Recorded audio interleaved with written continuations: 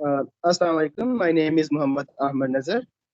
My co-host for today is Fazila Tariq, and our esteemed guest for the day is Sir Momin Lodi. Sir Momin Lodi is a very renowned professional lawyer based in Lahore. He has also been adjudicating many moot court competitions, including the Jessup national rounds. He has also been participating in many international law moot courts, and he is also working internationally. So, first of all, I would like to thank Sir Momin Lodi for making time for us. Sir, how are you? Ji, Alhamdulillah. Thank you so much for inviting me, and the pleasure is all mine. So, first of all, sir, अगर आप हमें थोड़ा सा ये बता दें कि how do you like our idea of law fair? Right, Ji. In recent past, most particularly in Lahore, काफ़ी institutions हैं, काफ़ी establishments हैं जिसके students ने काफ़ी ventures startup किए हैं. And one of those ventures, one of the most renowned ventures and one of the most promising ventures I personally believe is this venture of law fair. जो एक narrative की portrayal law fair के अंदर I've seen a couple of interviews and I'm very much impressed by the panel that you guys call upon and the questions that you essentially ask. So in that particular regime, law fair तो बजाते खुद personally मुझे बहुत पसंद आया and I wish you guys all the best in future endeavors as well. Thank you so much, sir. तो moving on, अगर हम आज के टॉपिक की तरफ जाते हैं तो today's session will be on international economic agreements and their impact on national sovereignty of states. So for a country like Pakistan, which is a developing country, how do you see the impacts of international economic agreements that Pakistan has been signing or ratifying for a couple of decades? Is it a positive thing or a negative thing for a developing state? First of all, हम topic अगर अपने audience को clear कर दें. Right, Ji. International economic agreements, basically when we talk about the concept of recognition of a state. Political science के regime में when we talk about the Montevideo Convention, it was probably the Article 1 of the Montevideo Convention which identifies the elements of a state. So there are essentially four elements of a state. The first one is population, sovereignty, government and a fixed territory. लेकिन अगर आप international law के regime के अंदर बात करें तो एक एडिशनल एलिमेंट आता है उसके अंदर and that element is the capacity to perform and fulfil the international obligations albeit within the shape of multilateral treaties or bilateral treaties. When we talk about Pakistan or when we talk about countries like Pakistan, तो international economic agreements के regime के अंदर काफ़ी stakes होते हैं, काफ़ी positive और negative indicators होते हैं जिनको मद्देनजर रखते हुए countries have to perform and fulfill their obligations. In recent past, unfortunately, in countries like Pakistan, ये कहना गलत नहीं होगा कि we have miserably failed to hold up our end of the international agreements. When we talk about the regime of International Monetary Fund, when we talk about our bilateral treaties, हम लोग जो international treaties की requirements हैं, जो हमारे end के ऊपर obligations हैं, we have failed to satisfy those obligations.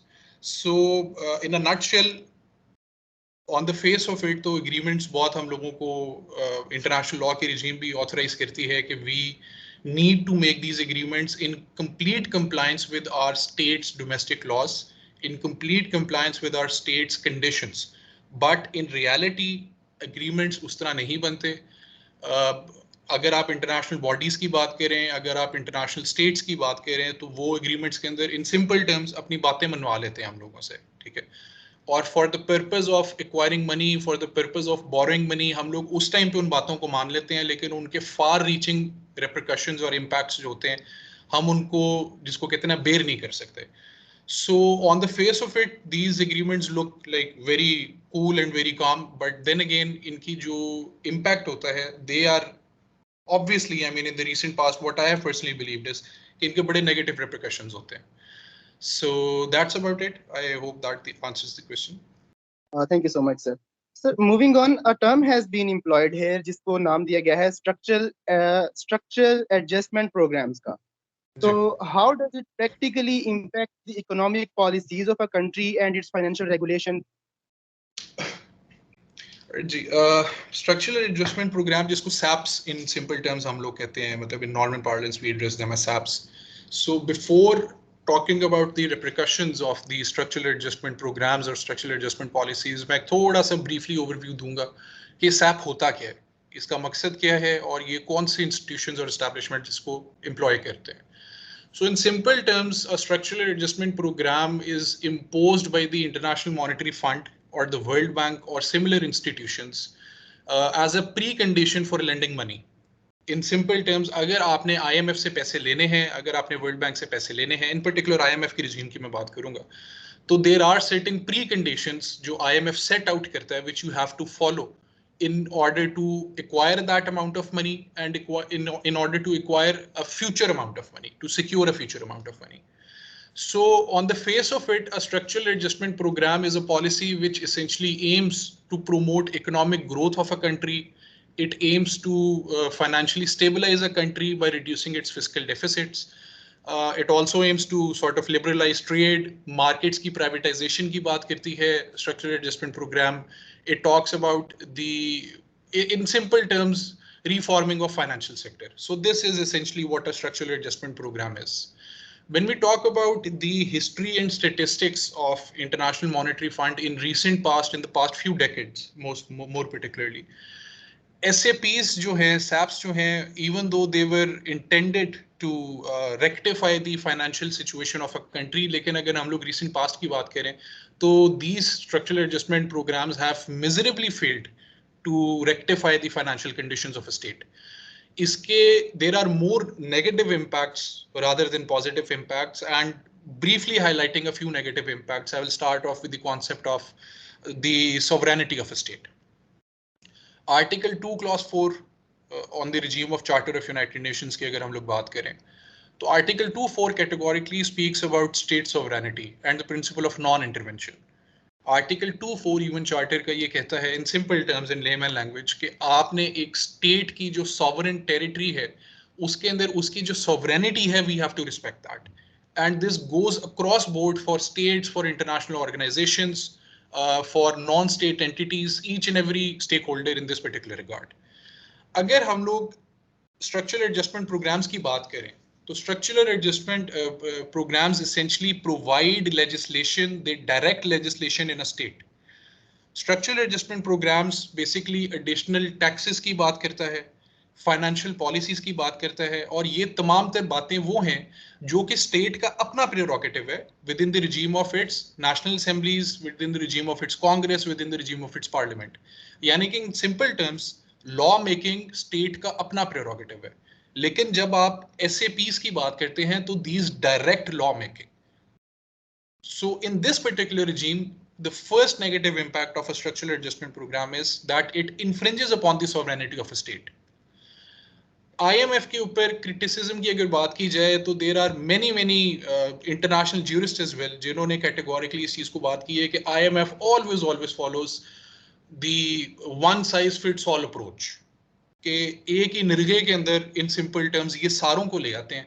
When they talk about taxation, they talk about across the board taxation. अगर एक बंदे की इनकम पर मंथ 2 लाख रुपए है, उसको बिजली का बिल 30,000 आ रहा है, it probably won't be an issue for that guy. लेकिन अगर एक बंदे की इनकम ही 50 to 60,000 है और उसको बिजली का बिल 30,000 आ जाए, तो that accumulatively becomes roughly around 50%, more than 50% of what he essentially earns. So bearing in mind this particular factor, this infringes upon the sovereignty of a state and the sovereign rights of socio-economic rights of the people of a state. Secondly, मैं थोड़ा सा statistics की बात करूंगा कि statistically speaking जो मेरा ये opinion है कि SAPs have miserably failed in the recent past. Let's talk about the statistics in particular of Pakistan. In the year 2013, Pakistan का debt to GDP ratio in 2013 was 64.8%. In the year 2020, this debt to GDP ratio कम होने की बजाय ये और बढ़ गया to 87.2%. When we talk about the SAP policy of IMF in the year 2013, मैंने बजाते खुद वो पढ़ी हुई है, पूरी डिटेल में वो पॉलिसी पढ़ी हुई है. उसके अंदर हर दूसरे से तीसरे पैराग्राफ के अंदर था कि जी this is aimed to rectify the situation of debt to GDP ratio in Pakistan. लेकिन instead of rectifying it, इसने इसको मजीद खराब कर दिया.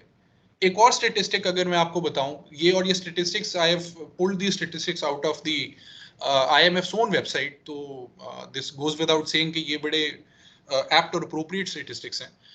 In the year 2013 हमारे बजट का जो पोर्शन हम लोग साल 2013 के अंदर फिक्स करते थे to pay off our debts, in particular to IMF, to world bank, to other international states, that portion of our income of the year 2013 was 30.6%. In the year 2020 ये कम होने की बजाय बढ़ के 40.7% बन गया, and as of today it is roughly around 45%. यानी कि अगर लेमैन टर्म्स में समझाना चाहूँ तो आप अगर 100 रुपए कमा रहे हैं तो 100 रुपए के अंदर कलेक्टिवली एज अ नेशन 45 रुपए आप सिक्योर कर रहे हैं to pay of the dates. आपका पूरा मुल्क रिमेनिंग 55 रुपए पे चल रहा है.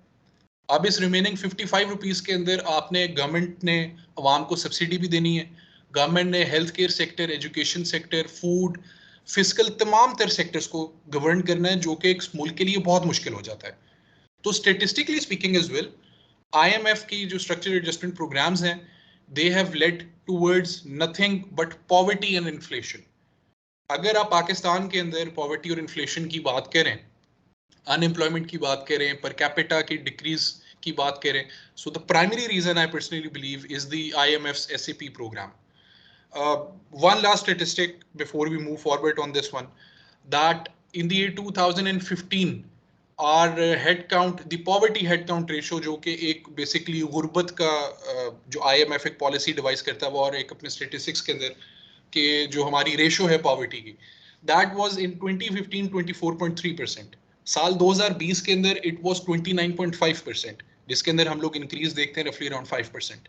Now this on the face of it looks fine कि जी 5 सालों के अंदर 3 से 4% रेशो इंक्रीज हुई है, दैट्स फाइन. लेकिन 2020 के अंदर जो शराइत IMF ने लगाई थी, इतनी सख्त वो शराइत थी कि जिसकी बुनियाद के ऊपर मई 2023 यानी कि आज से तकरीबन 2 महीने पहले IMF की अपनी रिपोर्ट के मुताबिक पाकिस्तान में जो गुर्बत की एक रेशो है, दैट वाज 38%. यानी कि आपके मुल्क का 38% बंदा, 38% people of our country are below the line of poverty as per IMF's own report. So this only speaks volumes about the fact that IMF, World Bank और इस तरह की जितनी भी शराइत हमारे ऊपर लागू की गई हैं, on the face of it हमारे फाइनेंशियल कंडीशंस बेहतर करने के लिए इन्होंने बेहतर बिल्कुल भी नहीं किया, इन्होंने इनको मजीद खराब किया. So that being said, I hope this answers your question. Thank you so much sir, बहुत अच्छी तरह से आपने इसको एक्सप्लेन किया है. एंड मूविंग ऑन, इसी के अंदर से मेरा एक छोटा सा क्वेश्चन है, और वो ये है कि एज वी नो कि हिस्टोरिकली सबको पता चल जाता था कि ये जो शराइत हम एक्सेप्ट कर रहे हैं, इनका नेगेटिव इफेक्ट जो है वो बहुत ज्यादा होगा पॉजिटिव की निस्बत. यानी it was some sort of बहुत कम टाइम के लिए चलने वाली एक चीज. तो उसके अंदर जो हमारी गवर्नमेंट्स थी, क्या वो कोई इस तरह की होप या कोई एक्सक्यूज देती थी, कोई बैकअप ऑप्शंस देती थी क्या, जिसकी वजह से हम इसको करते चले गए और अभी इस टाइम पे हम इस जगह पे खड़े हैं कि हमारी जो इकोनॉमी है वो पूरी की पूरी डिफॉल्ट कर चुकी है? कोई तो लीगल रीजन होगी या कोई वे आउट होगा, या कुछ भी नहीं था, बस हम गिर रहे थे और हमने गिरते गिरते इसको एक सहारा समझा? एग्जैक्टली ये आपका जो लास्ट फ्रेज है, इसके आई विल कंकर विद योर ऑब्जर्वेशन. और कुछ अर्सा पहले हमारे जो प्राइम मिनिस्टर शहबाज शरीफ साहब थे, उन्होंने एक बात की थी जो कि कलेक्टिवली एज अ नेशन तो हम लोगों को अच्छी नहीं लगी थी, and that was that beggars can not be choosers. तो ये बात on the face of it तो हम लोगों को बिल्कुल अच्छी नहीं लगी, लेकिन दिस इज द रियलिटी. अगर हम लोग रिजीम की बात करें, इंटरनेशनल लॉ के रिजीम की बात करें, IMF की अपनी पॉलिसीज के रिजीम की बात करें, तो they essentially allow a state to negotiate before entering into this particular policy, before entering into the structural adjustment program. लेकिन जब आप गिर रहे होते हैं तो उस टाइम पे आप कहते हैं कि हम आपकी सारी बातें मानेंगे, आप हमें बस पैसे दे दें. तो ये हमारे लीडर्स की फार साइटेडनेस, आप कह दें कि जी इतना ही इनका लीगल एक्यूमेन है कि बिफोर एंटरिंग इनटू और before undertaking such obligations of the structured adjustment programmes. मैं इसके ऊपर एक और चीज़ हाईलाइट आपको करना चाहूँगा कि जो मैंने आप लोगों को बात की है with respect to the fact that you are allowed under the regime of international law and under the regime of IMF itself कि आप इसको निगोशिएट कर सकते हैं. I will identify the articles of agreement. Articles of agreement basically IMF का एक अपना document है, आप इसको ट्रीटी समझ लें. Articles of Agreement is a multilateral treaty which has been sort of proposed by the International Monetary Fund itself. अब article of agreement is a document, a treaty which is ratified by the states and which provides certain rights and liabilities of states. जब IMF किसी country को, जब IMF किसी state को पैसे provide करता है, at that point in time, the IMF, as per in its own internal working policy, it categorically provides कि एक स्टेट को हम लोग तब तक पैसे नहीं देंगे जब तक हम लोग उसके स्टेक होल्डर्स के साथ इस चीज को निगोशिएट नहीं करते कि in future how will you पे बैक दिस अमाउंट और हम लोग क्या रिकमेंडेशंस आपको देंगे. ठीक है. अब on the face of it तो ये इंटरनेशनल लॉ की कंप्लीट कंप्लायंस में आ जाता है कि जी हम लोगों ने तो निगोशिएट करके इस कंट्री को पैसे दिए. But then again reiterating upon the point कि जब आईएमएफ को इस चीज का इल्म है कि a state is in a dire scenario, a dire consequence, and it essentially wants money by hook or by crook, Pakistan को पैसे चाहिए, तो on the face of it तो हम लोग ये कह देंगे कि जी आपकी तमाम तर शराइत हम लोगों को कबूल है, आप सिर्फ हम लोगों को पैसे दे दें. और पिछले 10-20 सालों से अनफॉर्चुनेटली यही होता है पाकिस्तान में, और इसके जो रेप्रिकॉशंस हैं, जो फाइनेंशियल डेफिसिट्स में आज हम लोग बैठे हुए हैं, ये उसी का शाखसाना है. इन रिसेंट पास्ट IMF, या आप लोगों ने भी प्रॉब्ली इस चीज को ऑब्जर्व किया होगा कि in recent past the international monetary fund has essentially tightened the screws across Pakistan, around Pakistan, और इसकी मद में वो शराइत को ज़रा ज़्यादा मुश्किल बना रहे हैं, because essentially what they are stating is कि आप हमसे पैसे ले लेते हैं with no promise to pay back, no tangible steps to pay that amount back, तो उसकी वजह से आप in a nutshell increase taxation है. आप बिजली के बिलों के अंदर देख लें, आप फ्यूल प्राइसेस के अंदर देख लें, collectively the screws are being tightened across Pakistan. और इन सिंपल टर्म्स नाअहली है जी हमारे पॉलिटिकल लीडर्स की, हमारे स्टेक होल्डर्स की, जो हम लोग अनफॉर्चुनेटली इन हालात तक पहुंचे में. So bilateral consultations in a nutshell IMF authorise करता तो है, but then again in bilateral consultations को करने वाले जो हमारे एंड पे स्टेक होल्डर्स हैं, उनका अपना कितना दिमाग है, ये सबसे ज्यादा इंपॉर्टेंट चीज है. और उनका जितना दिमाग है वो तो आप लोगों को इवेंचुअली नजर आ ही गया होगा हमारी फाइनेंशियल कंडीशंस की बुनियाद पे. ठीक हो गया sir. Sir, my next question is के has Pakistan practically employed legal mechanism or international instruments to challenge the terms and conditions of World Bank and IMF? I guess Maryam का कोई क्वेश्चन भी है. If Mariam, your question can wait, तो हम इसका answer ले लेते हैं. छोटा सा सवाल है कि जो पॉलिटिकल पार्टीज या जो भी स्टेक होल्डर्स ये सब कुछ निगोशिएट करते हैं विद IMF और एनी अदर ऑर्गेनाइजेशन, तो उनकी लीगल टीम नहीं होती क्या? वो पहले ये नहीं देखते कि लीगल ऑब्लिगेशंस क्या हैं और हम कल को किन किन मसलों में फंस जाएंगे? मतलब कोई प्रॉपर लीगल वो नहीं है, या अगर है या तो क्या उनकी कॉम्पिटेंसी है, या ये पॉलिटिशियंस खुद ही सोचते रहते हैं बैठ के? लीगल से ज्यादा आई पर्सनली बिलीव कि हमारी फाइनेंशियल जो टीम है उसका जरा ज्यादा स्टेक है, बिकॉज लीगली स्पीकिंग तो नेगोशिएशन फाइनेंसिस की बुनियाद के ऊपर हमारे ना लॉयर्स का काम है ना लीगल थिंक टैंक का काम है. ये हमारी जो फाइनेंशियल टीम्स हैं उनको इसके अंदर जरा ज्यादा बढ़ चढ़ के, जिसको कहते हैं, पार्टिसिपेट करने की जरूरत है, to identify that 5 years down the lane या 10 years डाउन द लेन ये जो शराइत लग रही हैं IMF की तरफ से, इनके रेप्रिकॉशंस आम आवाम के ऊपर क्या होंगे. Now to address the question of Ahmer, जो bilateral consultations की articles of agreement की regime में मैंने बात की है, उसके अंदर there is a document known as the letter of intent, and there is also an ancillary document which is known as the memoranda of economic and financial policies, MEFP जिसको हम लोग in simple terms कहते होते हैं. Now, these documents are given by any country which is desirous of acquiring loan from IMF. अगर एक मुल्क IMF से पैसे लेना चाह रहा है, तो जब तक वो मुल्क अपना लेटर ऑफ इंटेंट नहीं देता IMF को, या फिर memoranda of economic and financial policies नहीं प्रोवाइड करता IMF को, IMF does not loan lend out और रोल आउट मनी. राइट. अब इन डॉक्यूमेंट्स को, इस लेटर ऑफ इंटेंट को बनाने के लिए, इन शॉर्ट ये जो एक ऑफिशियल अंडरटेकिंग, आप इन डॉक्यूमेंट्स को समझें कि these documents signify the official undertaking of a country कि जी हम आपकी ये शराइत मानेंगे, आप इसके एवज हमें ये पैसे दें, and we undertake that we will instill national and federal legislations and even provincial legislations to bring our national laws in complete compliance with the conditions set forth by the International Monetary Fund. Now, for the purpose of these letter of intent, state क्या करती है? State basically एक think tank के पास जाती है, which think tank essentially comprises of the Attorney General Office, the Ministry of Law and Justice, the financial stakeholders, आपके जितने भी फाइनेंशियल गुरुज इन सिंपल टर्म्स बैठे हुए पाकिस्तान के अंदर, इनके साथ कंसल्टेशन की जाती है, हमारी मिनिस्ट्री ऑफ फाइनेंस के साथ कंसल्टेशन की जाती है before giving out these letter of intent. Now this letter of intent is subject to the parliamentary approval. ये एक फैक्टर है कि जिसको हम लोग मद्देनजर नहीं रखते, but then again the structural adjustment programs led by the letter of intent is subject to the parliamentary approval.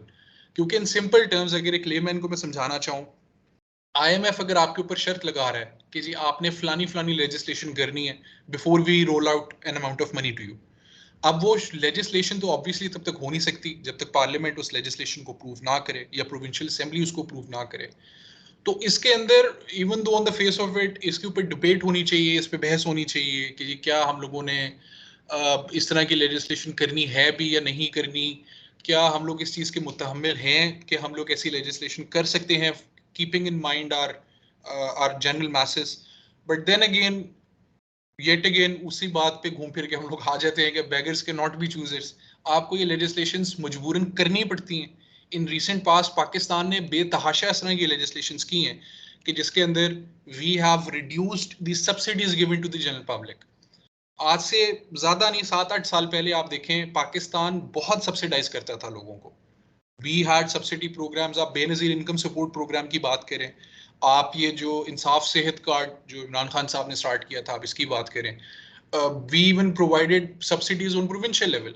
आपकी जो लाहौर के अंदर मेट्रो चलती है that was a subsidised project of the government of Punjab. उसके अंदर अगर एक रूट के लिए अगर वो 20 रुपए हम लोगों से चार्ज करते थे तो जो कंपनी थी दैट वाज पेड 40 रुपीज. जो ऊपर वाली 20 रुपए थे that the government provided that additional amount.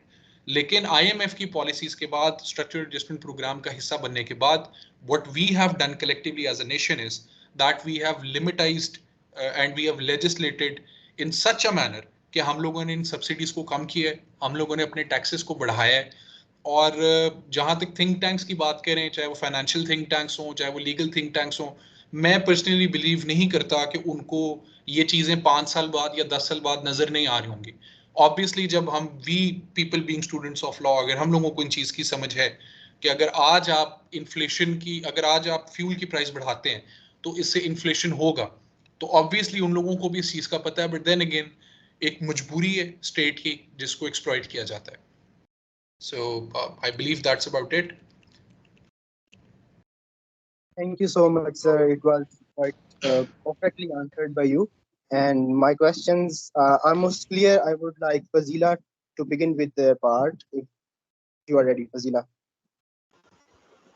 So, sir, my question to you is that to what extent have civil society organizations and legal activists in Pakistan leveraged the legal system to advocate for social and economic justices in response to the consequences of IMF and World Bank SAPs?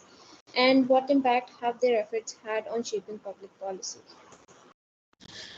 Right, Ji. A very pertinent question. But then again, it is a sorry state of affairs in Pakistan that हमारे legal activist, हमारी civil societies in recent past, अगर आप inflation की बात करें, अगर आप poverty की बात करें, तो कोई आई पर्सनली बिलीव के कोई टेंजिबल स्टेप्स हम लोगों ने नहीं दिखे. अगर आप लीगल स्टेक होल्डर्स की बात करें तो इट गोज विदाउट सेइंग कि जो हमारे मुल्क के अंदर दौर था, ख़ास तौर पे चीफ जस्टिस साकिब निसार साहब का, कि जिसके अंदर जुडिशल एक्टिविज्म जितनी होनी चाहिए थी उससे भी ज़्यादा होती थी. आप 5 रुपए फी किलो चीनी का बढ़ जाता था तो एकदम सुओ मोटो आ जाता था. 10 रुपए आटा फी किलो बढ़ता था तो एकदम एक सुओ मोटो केस टेकअप कर लिया जाता था and it was reverted back. मैं कभी भी इस चीज़ के फेवर में personally being a student of law, in my humble opinion as a student of law, I am never in favour of extra activism of judiciary. इतना ज़्यादा active नहीं होना चाहिए. लेकिन साकिब निसार साहब के टेन्योर के बाद से till date I personally believe कि हमारी जुडिशरी और हमारी लीगल जो सोसाइटी है वो बहुत ज़्यादा डॉर्मेंट हो गई है. डॉर्मेंट इन अ सेंस के जो हम लोग इन रिसेंट पास देखते थे कि रिट पिटिशंस फाइल की जाती थी within the regime of article 184 clause 3, judicial review किया जाता था of these acts of parliament, वो अब टोटली ख़त्म हो चुका हुआ है. और this yet again reiterating upon the point is a sorry state of affairs. ये इतना भी लिमिटाइज नहीं होना चाहिए. सिविल सोसाइटी की अगर हम लोग बात करें तो civil society in Pakistan unfortunately since 1947 has always been scattered. Civil society की जो रिक्वायरमेंट्स होती हैं, जो कॉन्सेप्ट होता है सिविल सोसाइटी का, वो पाकिस्तान में एग्जिस्ट ही नहीं करता. मेरी तो हम्बल ओपिनियन ये है. हमारे पास सिर्फ और सिर्फ एक चीज़ है, वो है पॉलिटिकल मोटिव. पॉलिटिकल मोटिव पे a handful of people strike भी करते हैं, एहतजाज भी करते हैं, सड़कें भी ब्लॉक कर लेते हैं, लेकिन हम सबको पता है कि उनके पीछे सिर्फ और सिर्फ पॉलिटिकल मोटिव्स होते हैं. बिकॉज ऑल दीज सिट-इन्स, ये तमाम तर धरने, जितनी भी हालात बुरे इस तरह के होते हैं, इसके ऊपर इनके पीछे सिर्फ और सिर्फ पॉलिटिकल मोटिव होता है, nothing else.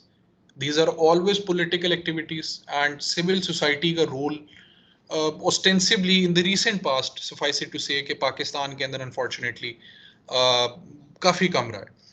But then again, इस चीज़ के ऊपर आप लोगों की तरह, जिस तरह ये लॉ फेयर का एक ये प्रोग्राम है, to sort of put in our 2 cents and to sort of educate the people कि ये IMF essentially होता क्या है, इनके repercussions क्या हैं, या फिर सिविल सोसाइटी को मोबिलाइज करने के लिए आप लोगों की जो एफर्ट्स हैं, यही on the face of it तो मैं देख रहा हूँ कि in recent past this is the only positive indicator that we have had. And apart from that, dismal situation है, और that's about it. Thank you sir. Sir, फिर यहाँ पे हम ये कह सकते हैं कि पाकिस्तान के अवाम का तो बेस्ट इंटरेस्ट किसी के भी हार्ट पे नहीं है, एज इन कोई भी अवाम का तो नहीं सोच रहा फिर. True, absolutely true. इस चीज़ से में तो कोई दूसरी राय नहीं एग्जिस्ट करती कि हमारी collectively as a civil society, as a nation, ये हम लोगों को फिर बाद में एक सॉर्ट ऑफ हम लोगों को पैसिफाई करने के लिए, हम लोगों को काम डाउन करने के लिए ये बात बता दी जाती है कि जी जब पेट्रोल 10 रुपए फी लीटर महंगा करने की समरी वजीर आजम के पास गई तो वजीर आजम साहब की आंखों में आंसू आ गए थे. तो इन अ नटशेल हम लोगों को तो सिर्फ यही चीज़ें कह के काम डाउन किया जाता है. और ये this always like goes without saying कि जो पाकिस्तान की जो रेंज हैं, पाकिस्तान की जो लगाम है, वो किसके हाथ में, किसी एक इंस्टीट्यूशन या एस्टैब्लिशमेंट के हाथ में है, या जिसका जो काम है क्या वो वही काम कर रहा है या फिर वो दूसरे के काम में दखल अंदाजी कर रहा है. These are also multiple factors which sort of play in and which accumulatively have a negative impact upon the final decisions and the final outcome. So I completely agree. Thank you sir. Sir, अब जैसे हमारा default का obviously एक threat तो था, तो क्या अभी करंट सिचुएशन को आप देख के ये कहेंगे कि it is just delaying the inevitable और कॉन्सिक्वेंटली ये होगा? अच्छा, आप मुझे बताएं आपकी what is your understanding, what is a default? Obviously जब हम अपनी डेट पे नहीं कर पाएंगे, हमारे खजाने खाली हो जाएंगे. So in my understanding that is what default means. Absolutely true. तो क्या अभी ऐसी सिचुएशन नहीं है? In my opinion है. Exactly my point. I also personally believe and I concur with your observation कि default मुल्क almost हो चुका है. आप इसको officially declare ना करें, लेकिन आपका country is in a default situation. Default in a nutshell is a scenario in which your expenditure increases your income, your debts increase your per capita income and your collective GDP. तो पाकिस्तान के अंदर तो statistically speaking, जैसे मैंने पहले भी बोला था, तो Pakistan is essentially in a state of default right now. आप इसको ऑफिशियली डिक्लेयर हमारी गवर्नमेंट करे ना करे, इन अ नटशेल हम लोग कर ये लेते हैं कि अगर हम लोगों ने IMF के पैसे देने हैं तो हम लोग चाइना से उधार पकड़ के IMF को दे देते हैं, फिर चाइना को देने के लिए दोबारा IMF से पकड़ लेते हैं. सो that is very unfortunately what it is in the recent past. तो डिफॉल्ट की तरफ हम लोग जा नहीं रहे. डिफॉल्ट मेरे ख्याल में तो हो चुका है. इसको सिर्फ और सिर्फ हम लोग ऑफिशियली डिक्लेयर नहीं कर रहे, क्योंकि अगर हम लोग बैंकरप्सी डिक्लेयर कर देंगे तो हमारे ऊपर सैंक्शंस भी लगेंगी.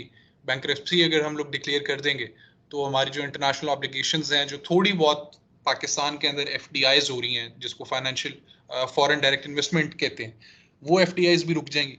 So this is the only reason that we have not officially declared it, but in a nutshell we have defaulted. Abhi kal parson, in fact, I was going through a particular article, एक social media platform के ऊपर ही मैंने देखा था कि there are, I don't know, 1300 या 1600 small scale industries जो पिछले एक साल के अंदर पाकिस्तान के अंदर बंद हुई हैं. So this is only a reflection of the fact कि Pakistan is on the cusp of being a defaulted country. and suffice it to say that we have defaulted already. Right, sir. So my next question to you is that how does Pakistan navigate potential legal conflicts between its international commitments under SAPS and its domestic legal obligations, including constitutional guarantees of economic and social rights, and what mechanisms exist for dispute resolution in such cases? Right, Ji. Your question is a two-parter. The first portion of your question is essentially dealing with the fact of socio-economic rights of the general public. इसकी detail में जाने से पहले let's talk about the Vienna convention, the law of treaties. जैसे मैंने आप लोगों को पहले बताया कि articles of agreement essentially is a treaty which Pakistan has ratified. IMF के जो आर्टिकल्स ऑफ एग्रीमेंट है, that is a treaty which every state ratifies. When we talk about the Vienna Convention on the Law of Treaties, which essentially regulates how treaty is put into force and how treaty should be followed, or treaty को govern करने के लिए क्या policies होनी चाहिए, तो I really apologize मेरे ज़हन से article exact उसका निकल गया, लेकिन in a nutshell the summary of that article is a legal maxim, a Latin legal maxim, which is solus populi suprema lex esto, which essentially means that the welfare of the people shall be the supreme law of the land. कोई भी agreement, कोई भी international treaty इस तरह की नहीं बन सकती. A state cannot enter into an international agreement जो कि वेलफेयर ऑफ द पीपल के मुतरादिफ हो. आईएमएफ की जितनी भी पॉलिसीज हैं, जितने भी ये बेल आउट पैकेजेस हैं, जितने भी स्ट्रक्चरल एडजस्टमेंट प्रोग्राम्स हैं, स्टैटिस्टिक्स मैंने in the past 15 to 20 minutes I have repeatedly reiterated upon the point कि स्टैटिस्टिक्स यही शो करते हैं कि इन ट्रीटीज का, इन पॉलिसीज का जो रेप्रिकॉशंस हैं, जो सोशियो इकोनॉमिक मसले मसाइल आम आवाम के लिए पैदा हो रहे हैं, ये कम नहीं हुए, ये इन द पास्ट डेकेड बढ़े हैं. और आई ऑल्सो पर्सनली बिलीव कि ये in the next 5 or 10 years down the lane ये मजीद बढ़ेंगे.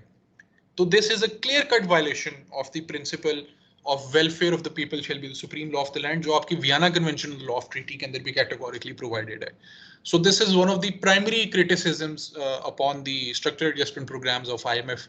अगर आप इसको international law से थोड़ा सा link करना चाहें तो सबसे बड़ा criticism इसके ऊपर एक ये होता है, और obviously जो मैंने पहले आपको बताया था कि state की sovereignty और sovereign territory की जो कुछ prerogatives हैं, उन prerogatives के खिलाफ ये बात जाती है. Now the second portion of your question is that what can we do, या फिर stakeholders क्या होते हैं, इसके ऊपर pillars क्या हैं.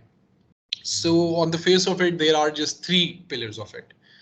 पहला pillar obviously judiciary है कि आप article 184(3) के regime में, या फिर जो suo motu policies होती हैं, suo motu जो cases matters हम लोग take up करते हैं, उसकी regime में, these are the only available things that we as a civil society, that we as a nation can do. हमारी जो कॉन्स्टिट्यूशन है, हमारा जो आइन है, that essentially provides the concept of separation of powers and checks and balances, कि powers even though separate हैं लेकिन चेक्स एंड बैलेंसेस होना चाहिए. अदालत अगर इस चीज को समझती है कि जो हमारी पार्लियामेंट है which legislates in compliance with the IMF policies and it sort of burdens the general public with added taxation with direct and indirect taxes, अगर सुप्रीम कोर्ट ये चीज समझती है तो सुप्रीम कोर्ट इस पॉलिसी को डिसरिगार्ड भी करवा सकती है. ऐसी कोई भी लेजिस्लेशन जो आइन के खिलाफ है, जो कि हमारे सोशियो इकोनॉमिक राइट्स के खिलाफ है, सुप्रीम कोर्ट के पास ये प्रेरोगेटिव है under the constitution of Pakistan, that particular law can be disregarded or invalidated by the Supreme Court of Pakistan. But yet again reiterating upon the point कि supreme court हद से ज़्यादा डॉर्मेंट हो गई है in the past 4 to 5 years, suffice it to say. और जो हमारा एक जुडिशरी का, एक जुडिशियल हमारे पास एक वे आउट था इसका, तो that has, with all due respect, that has completely depleted. दूसरी चीज़ जो एक पिलर है, एक फैक्टर है इसका, जो हम लोग एक सोशियो इकोनॉमिक प्रेसिडेंस की अगर बात करें, so that is the diplomacy. अगर आप diplomatically, if you personally believe, and this मैं पाकिस्तान की regime से, पाकिस्तान के ज़ुमरे से हट के बाकी ममालिक की बात करूंगा जिन्होंने IMF से पैसे लिए हैं. There are many countries which IMF has supported और बड़ा successfully भी उन ममालिक को support किया गया है, लेकिन उन ममालिक में और पाकिस्तान के अंदर एक बुनियादी फ़र्क बेसिकली ये था कि उनकी जो फॉरेन पॉलिसी है और उनकी जो डिप्लोमेसी है वो पाकिस्तान से बहुत बेहतर थी. There have been instances, for instance, it was probably Malaysia or Indonesia के जिसने IMF से पैसे लिए थे, and despite the fact that they entered into an agreement of a structural adjustment program, उन्होंने इंटरनेशनल डिप्लोमेसी की बुनियाद के ऊपर, अमेरिका के साथ अपने रिलेशनशिप की बुनियाद पे और इंटरनेशनल स्टेक होल्डर्स के साथ अपनी रिलेशनशिप की बुनियाद के ऊपर, they amended two structural adjustment programmes to bring them in compliance with the scenarios of their national economy. तो अगर आप डिप्लोमेसी का प्लॉय यूज करते हैं, इफ यू और ये भी हम लोगों को पता है, it also goes without saying कि पाकिस्तान डिप्लोमेटिक फ्रंट के ऊपर भी इतनी कोई स्ट्रॉन्ग एक कंट्री नहीं है in comparison with the other neighbouring countries of Pakistan. India की अगर आप बात करें तो obviously on a neutral point of view as well, if I talk about USA and India, USA के पास अगर दो ऑप्शंस हैं, first India and second Pakistan, obviously every sane country will opt for India because that will not only provide you with the manpower but also financial resources and an opportunity to trade as well. तो जो diplomacy है, this is a ploy which can be adopted by Pakistan, but unfortunately हमारे वो हालात नहीं है इस तरह के अभी कि हम लोग इस ploy को utilize कर सकें. Lastly, obviously हमारी parliamentary debates की जा सकती हैं, which yet again reiterating upon the point जो मैंने आपको पहले बताया था कि स्ट्रक्चरल एडजस्टमेंट प्रोग्राम की फर्दरेंस में कोई भी लेजिस्लेशन नहीं हो सकती जब तक वो पार्लियामेंटरीली अप्रूव नहीं होती. तो उस ज़िम्न में अगर पार्लियामेंट्री डिबेट्स की बात की जाए तो obviously the general representatives of the general public, तो वो तो हमारे पार्लियामेंटेरियंस हैं, so they can debate upon it. But then again we all know कि अगर एक गवर्नमेंट एग्जिस्ट कर रही है और वो गवर्नमेंट अगर उसके जो पॉलिटिकल मेंबर्स हैं पॉलिटिकल पार्टी के, अगर वो अबंडेंस में हैं हमारी पार्लियामेंट के अंदर, तो डिबेट जितनी मर्जी होती रहे, जितने मर्जी हमारे पॉलिटिकल स्टेक होल्डर्स कहते रहे दूसरी पार्टियों के कि जी ये गलत हो रहा है और इससे गरीब आवाम मर जाएगी, इट डज नॉट मैटर. जब इवेंचुअली लॉ बनना है तो वो पॉपुलर वोट पे बनना है, और जब पॉपुलर वोट की बात की जाती है in the flux of the parliament itself, तो पॉपुलर वोट तो वही पार्टी देगी कि जिसने नेगोशिएट किया है IMF के साथ. So these are the only 3 pillars from the top of my mind जो कि स्टेक होल्डर्स हैं यहाँ पे, और अनफॉर्चुनेटली इन तीनों पिलर्स की कोई इफेक्टिवनेस इन रिसेंट पास्ट मुझे नजर नहीं आ रही. Right, sir. Sir, you have already elaborated on the role of judiciary and the legislative bodies that they play in this whole procedure.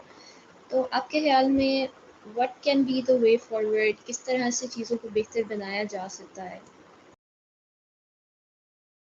Within the regime of judiciary या फिर collectively overall? Just collectively overall. Right. अच्छा, अगर pragmatic solutions की अगर हम लोग बात करते हैं तो from the top of my head there are 4 to 5 recommendations that I, being a humble student of law, can provide. First and foremost, जिसका जो काम है वो वही करे. ये सबसे इम्पोर्टेंट हमारे लिए चीज़ ये है कि जब एक बंदा जो कि इस चीज़ के ऊपर लिटरेट नहीं है, मतलब in simple terms, I am a student of law, I am a practising lawyer myself and I am a student of law and I will always be a student of law. अगर मैं financial जो हमारे stake holders हैं, हमारी जो ministry of finance है, उसको जाके रिकमेंडेशंस देना शुरू कर दूं तो ये बेवकूफ़ी होगी मेरे एंड पे, और अगर उन रिकमेंडेशंस को वो लोग माने तो वो बेवकूफ़ी होगी उनके एंड पे. तो this is the primary reason that Pakistan is in such a sorry state of affairs कि जिसका जो काम है वो अपना काम नहीं कर रहा, बाकी तमाम फिर कामों के अंदर वो दखल अंदाजी कर रहा है. So that is primarily the first thing that needs to be rectified. Secondly and more importantly, जब हम लोग टैक्सेशन की बात करते हैं, let it be the direct taxation, indirect taxation और the policies for taxation, Pakistan cannot bear an across the board uniform policy of taxation. This is my personal and humble opinion on this particular point. कि जो example मैंने आपको पहले provide की थी कि 100 रुपये अगर एक बंदा कमा रहा है तो 30 रुपये अगर वो बिजली का बिल दे रहा है तो उसको मसला होगा. कंपैरेटिवली अगर एक बंदा 300 रुपये कमा रहा है, वो अगर 30 रुपये बिजली के बिल के दे रहा है तो उसको इतना कोई खास मसला नहीं होगा. ठीक है, तो for that matter obviously policies device करने की हम लोगों को बहुत अशद ज़रूरत है, और अक्रॉस द बोर्ड टैक्सेशन से बेहतर ये है कि हम लोग केडर स्पेसिफिक टैक्सेशन करें कि जो हमारी मल्टीनेशनल कॉरपोरेशंस पाकिस्तान के अंदर काम कर रही हैं, जो हमारे एक्सपोर्टर्स पाकिस्तान के अंदर काम कर रहे हैं, उनको वही टैक्सेशन ना प्रोवाइड की जाए, उनके ऊपर वही लेवीज ना लागू की जाए जो कि हमारी रियल एस्टेट के रिजीम में की जा रही है, क्योंकि रियल एस्टेट को तो उन रेगुलेशन से कोई खास फर्क शायद पड़े ना पड़े, जो हमारे एक्सपोर्टर्स हैं वो डिस्करेज होते हैं इस तरह की टैक्सेशन से. When you talk about taxation upon fuel, when you talk about taxation upon export, so this is my second recommendation. Thirdly and most importantly, international चीज़ों की इंपोर्ट को पूरी दुनिया के अंदर ये पॉलिसी है that to discourage import. what states essentially do is कि वो अपनी जो डोमेस्टिकली जो प्रोडक्ट्स होते हैं उनको पहले बेहतर बनाते हैं और उसके बाद इंपोर्ट्स के ऊपर वो टैक्सेस ज़्यादा लगाते हैं, ड्यूटी ज़्यादा लगाते हैं. पाकिस्तान के अंदर अनफॉर्चुनेटली ये होता है और होता आया है कि ये जब इनका दिल करता है ये 200% ड्यूटी, 300% ड्यूटी फॉरेन इंपोर्ट्स के ऊपर लगा लेते हैं, लेकिन इनकी जो लोकल प्रोडक्शन और लोकल मैन्युफैक्चरिंग ऑफ कमोडिटीज है वो मैन्युफैक्चरिंग ऑफ कमोडिटीज ना होने के बराबर होती है. आई बिलीव एमर आपका कोई सवाल है?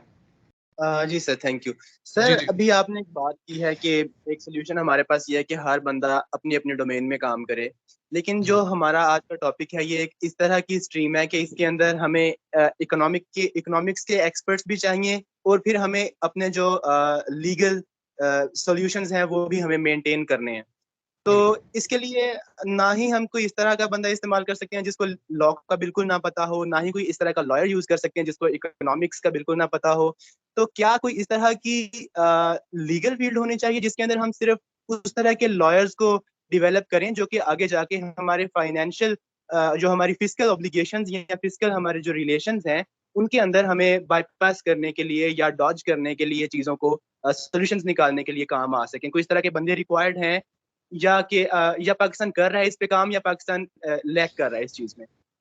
पाकिस्तान जी बिल्कुल लैग कर रहा है इस चीज के अंदर, और मेरा पर्सनल ओपिनियन इस चीज के ऊपर ये है कि पाकिस्तान के अंदर the structure exist but the implementation of that particular structure is absolutely absent. अगर हम लोग बात करें लीगल स्टेक होल्डर्स की, अगर हम लोग बात करें फाइनेंसिस की, तो हमारी मिनिस्ट्रीज बनी हुई हैं इसके ऊपर. Ministry of law and justice separately काम करती है, हमारी फाइनेंस मिनिस्ट्री सेपरेटली काम करती है. लेकिन अगर ये सेपरेटली काम कर रहे हैं तो इसका ये मतलब नहीं है कि they cannot work in liaison with each other. They should work in liaison with each other. और फिर yet again reiterating upon the point कि जो इनका काम है अगर इनको ही करने दिया जाए तो मैं समझता हूँ ये चीज़ कंपैरेटिवली बहुत बेहतर होगी. मैं डायरेक्टली या इनडायरेक्टली किसी चीज़ की तरफ इशारा तो ऑब्वियसली नहीं करूँगा, but then again we all are aware of the fact कि जो हमारी पॉलिसीज डिवाइस की जाती हैं और उन पॉलिसीज को जिस तरह इम्प्लीमेंट किया जाता है, और गरीब के लिए एक और पॉलिसी है, अमीर के लिए एक सेपरेट पॉलिसी है. So that is a very dismal situation in Pakistan. तो I completely concur with your observation के वो बंदे, वो अफराद के जिनको इन चीज़ों का ज़्यादा इल्म है, जिनको इन चीज़ों का प्रॉपर इल्म है, वो अगर फ्रंट फुट पे आए तो बहुत अच्छी बात है. लेकिन उससे ज़्यादा इंपॉर्टेंट बात यह है कि जब उस तरह के बंदे फ्रंट फुट पे आए तो उनको अपनी मर्जी के हिसाब से और अपने एक्यूमेन के हिसाब से काम करने दिया जाए. आई am a very staunch believer of this point that absolute power corrupts absolutely. एक बंदे के हाथ में या फिर एक मुट्ठी भर लोगों के हाथ में आप सारी चीज़ें नहीं दे सकते. लिएजॉन में काम करने की अशद ज़रूरत है. Completely concur with your observation, but then again reiterating upon the point कि जिसको जो काम सौंपा गया है अगर वो काम उसको करने नहीं दिया जा रहा तो ये चीज़ें और ख़राब होंगी बेहतर होने की बजाय. So I hope this answers your question. Thank you. Fazila, आपका कोई क्वेश्चन है? नहीं, I think that's it. Maryam, are you with us? Yes I am. असल में मेरा क्वेश्चन, आई थिंक हमारा इंटरव्यू तो कंक्लूड हो गया और कोई सवाल नहीं है. आप हमें लॉ फेयर के लिए अगर आप कोई रिकमेंडेशन देना चाहें या फिर कोई सजेशन हो या कोई गाइडेंस, ऑब्वियसली हमें आपकी गाइडेंस चाहिए, और कोई आपके पास कोई भी रिकमेंडेशन हो. Alright ji, to conclude this session, मैं सबसे पहले तो I would yet again reiterate upon the point that I am very much thankful to all of you people कि आप लोगों ने इस काबिल